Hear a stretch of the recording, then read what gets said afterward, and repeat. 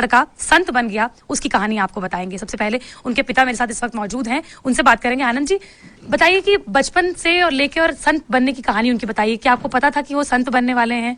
ऐसा था कि वो बचपन से ही बड़ी प्रतिभाशाली थे और मतलब है कि पढ़ाई में बड़े होशियार रहे हो, और मतलब है कि जूनियर हाई स्कूल तक की परीक्षा उन्होंने ही की अपनी गांव के स्कूल में। और उसके बाद 9th में वहाँ चमकोट में उन्होंने 9th किया, और 10वीं के लिए मैं उनको गजा ले गया था उस समय रेंज ऑफिसर में वहाँ पर। तो गजा में वो फर्स्ट डिवीज़न में आए थे वो हाई स्कूल में।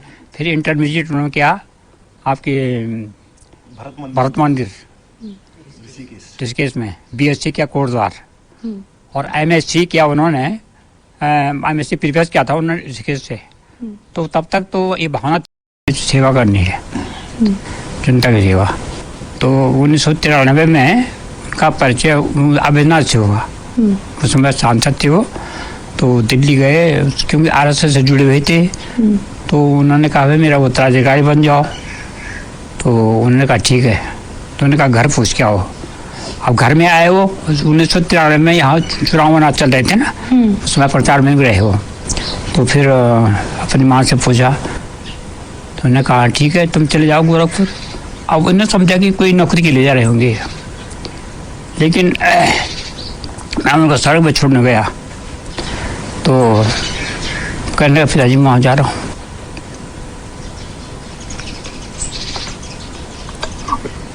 तो आज गर्व है आपको? आपकी मुझे प्रसन्नता बड़ी भारी है कि वो उस पद पर पहुँच गए।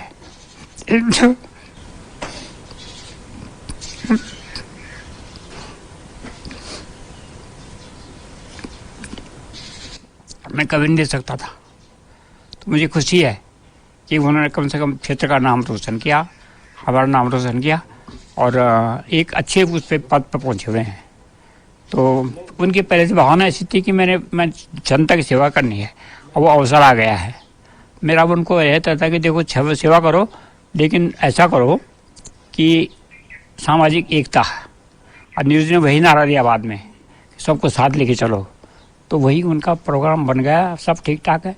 और कल आपने इंटरव्यू सुना होगा उनका, तो वो सब में वही बोल रहे थे वो बारे में, या किसी बलिदानी के बारे में, या किसी संत के बारे में कहा जाता है, तो कहा जाता है कि संत हो लेकिन अपने घर से ना हो। लेकिन आपके घर से एक संत हुआ है। अपने बच्चे को हर कोई मैरिड लाइफ देखना चाहता है, उसकी सुख शांति चाहता है। तो ऐसे में टफ डिसीजन था कि क्या करेगा। एक अलग जगह में, उत्तराखंड से बहुत दूर गोरखपुर है, वहाँ पर जाके रहेगा, वहाँ पर किस तरीके से काम करेंगे, इस तरीके की कोई भावना थी आपके अंदर? मेरे अंदर थी। हमें दुख तो हुआ, लेकिन अब इतनी प्रसन्नता हो रही है कि हम भूल गए सारे दुख को। इतने दिनों की, इतने सालों की जो आप लोगों की तपस्या थी, अब वो सफल हुई? हाँ, वो सफल हो गई बिल्कुल।